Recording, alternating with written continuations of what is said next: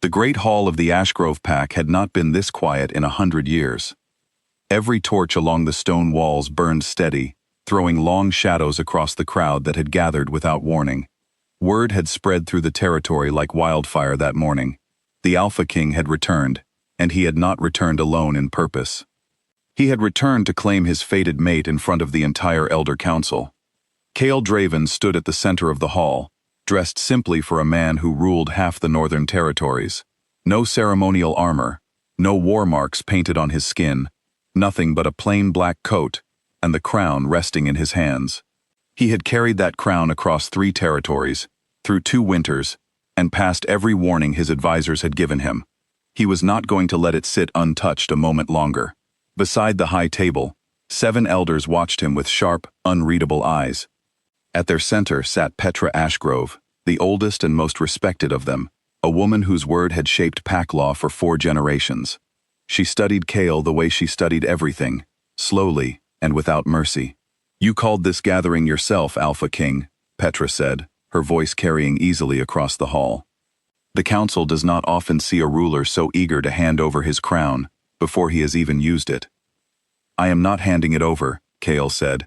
"I am asking someone to stand beside me while I wear it." A murmur rustled through the crowd.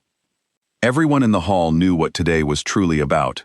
Everyone except, perhaps, the woman standing near the side entrance, wrapped in a plain gray cloak, looking as though she wished the floor would open and swallow her whole. Mira Holt had not wanted to come. She had been dragged from her small healing hut on the border of the territory by 2 of Chaol's guards, polite but firm, insisting the Alpha King requested her presence. Requested, as though she had any choice in the matter, as though anyone truly said no to the man who ruled the North. She had spent 3 years building a quiet life far from Ashgrove land, 3 years learning to breathe without looking over her shoulder, 3 years telling herself that the pull she had felt the night Chaol was crowned, the sudden, overwhelming certainty that he was her fated mate, had simply been a trick of fear and celebration and nothing more. But the moment she stepped into the hall and his eyes found hers, she knew it had never been a trick. The pull was still there, sharp and undeniable, humming beneath her skin like a second heartbeat. She hated how much that scared her. Chaol crossed the hall toward her, and the crowd parted without needing to be told. He stopped a respectful distance away, close enough to speak without shouting, far enough not to crowd her. "Mira," he said, and her name and his voice sounded different than she remembered. Steadier, older. "Thank you for coming." "I wasn't given much choice," she said quietly, though not unkindly. She was not a woman who hid her thoughts, even from kings. A flicker of something crossed his face. Guilt, maybe, or regret. "That will change today. I promise you that." He turned then, addressing not just her but the entire hall, his voice rising with the practiced ease of a man used to being heard. 3 years ago, on the night I was crowned Alpha King, I felt the bond snap into place. I knew in that instant that Mira Holt was my fated mate. I have spent every season since searching for her, not because law demanded a queen, but because something in me has never stopped reaching for her. He paused, letting the words settle. I found her 2 weeks ago. And I have brought her here today, in front of the council, to ask her properly, not through guards, not through pack law, but like this. He lowered himself onto one knee, right there on the stone floor, in front of the entire Ashgrove Pack. He held the crown up between them, offering it the way another man might offer a ring. "Mira Holt," he said, "will you stand beside me as Queen of the Northern Packs?" The hall held its breath.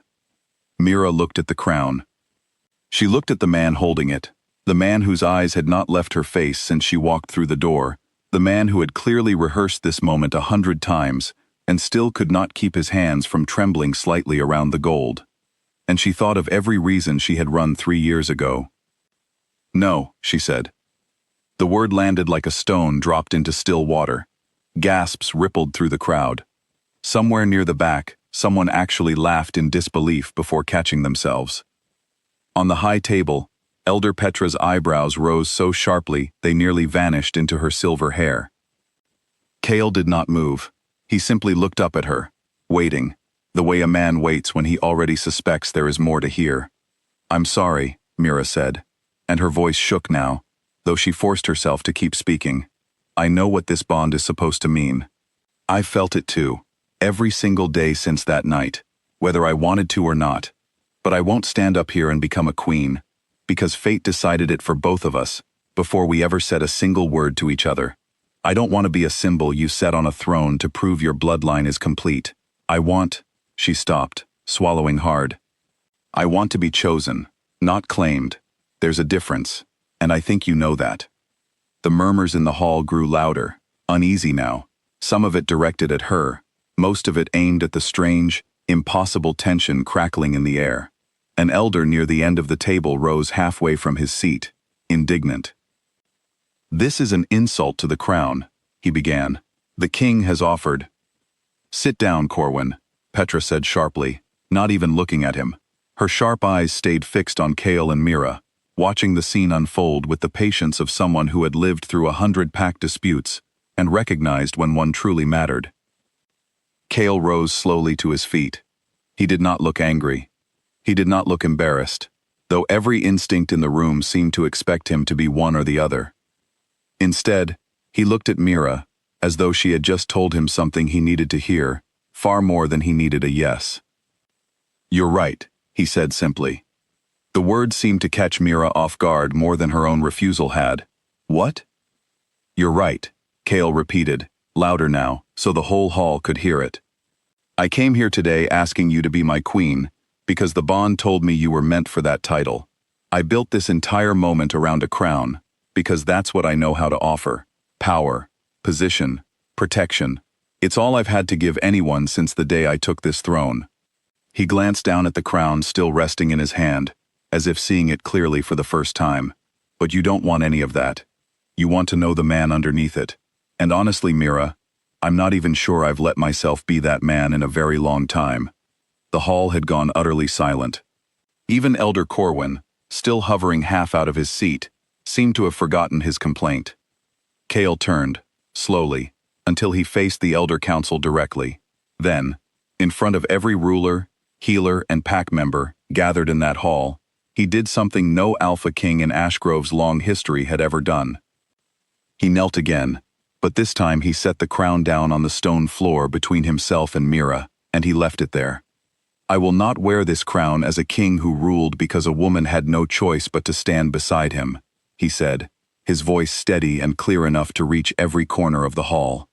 If Mira cannot look at me and see a man worth choosing, separate from every title I hold, then I have no business calling myself worthy of this crown at all. Alpha King, Petra said carefully, leaning forward. The law does not require your mate's approval to rule. You know this. I know the law, Chaol said, but I am asking the council for something the law was never written to give me. Time. Let me earn her, the way any ordinary man would earn any ordinary woman's trust. No bond pulling her toward me. No throne waiting behind my shoulder. Just me, showing up, again and again, until she believes I mean it. He looked back at Mira. And if, after all of that, you still say no, then I will accept that too. But I refuse to make you my queen through obligation. I would rather lose the crown than force you to wear one. For a long moment, nobody in the hall moved. Mira stood frozen, staring down at the crown resting on the cold stone floor, then at the man who had just given up his greatest symbol of power in front of everyone who mattered most to him. She had expected pride when she walked into this hall. She had expected arrogance, entitlement, the assumption that fate alone should be enough to win her back. She had not expected humility. She had not expected a king willing to become nothing more than a man, simply to prove he meant what he said. Elder Petra rose from her seat. The hall tensed, certain she was about to scold him, to remind him of duty and bloodline and the weight of leadership he was so carelessly setting aside. Instead, the old woman stepped down from the high table, walked the length of the hall in slow, measured steps, and stopped before Chaol. Then she lowered herself into a deep, deliberate bow. Gasps rippled through the crowd again, sharper this time. An elder bowing to a king who had just refused his own crown was unheard of. But Petra did not rise right away. She stayed bowed long enough for her meaning to be unmistakable. I have watched Alpha Kings rule through fear, she said, straightening at last. I have watched them rule through bloodlines, through bonds, through law written so long ago that half this hall couldn't recite it if asked. I have never, in all my years, watched one choose to rule through humility. She looked at Cale with something close to respect. That is worth kneeling for. One by one, the other elders rose from their seats. Corwin hesitated only a moment before following, his earlier objection forgotten. Down the table they went, each elder bowing, not because pack law demanded it, not because Cale still wore his crown, but because they had witnessed something rarer than obedience. They had witnessed a king choose to be a man first. Mira felt her eyes sting as she watched it happen. She had come into this hall braced for a fight, ready to defend her right to choose her own life against the weight of fate and tradition. She had not expected the very structure she feared would crush her voice to fall silent and bow instead. She looked down at Cale, still kneeling, the crown resting untouched beside him. You didn't have to do that, she said softly. Yes, I did, he answered. You needed to see that I would. Slowly, she crossed the last few steps between them. She did not reach for the crown. She reached for his hand instead, pulling him up to stand before her, close enough now that the bond between them hummed louder than it ever had. I'm not saying yes to a queenship, she said, her voice steadier now, though something warm had crept into it. Not today. I'm not asking for that today, Cale said. But I am saying yes to this, she continued. To you showing up, to learning who you are outside of that crown, to seeing if what I feel is more than just fate pulling two strangers together. A small, genuine smile broke across Cale's face, the first the hall had seen from him since he'd walked in. That's more than I hoped for. Mira reached down then, and together they lifted the crown from the floor. She did not place it on her own head. Instead, she set it back where it belonged, resting it gently onto Cale's, her hand lingering over his for just a moment as she did. Wear it because you've earned it, she said, not because fate handed it to you. Cale covered her hand with his own, holding it there against the gold. Then I'll spend every day earning the rest, he said, starting with you. Around them, the elders remained bowed, and the hall stayed silent, but it was no longer the silence of shock. It was the quiet that settles after something true has finally been spoken aloud, in a place that had waited far too long to hear it. And for the first time in 3 years, Mira Holt did not feel the urge to run.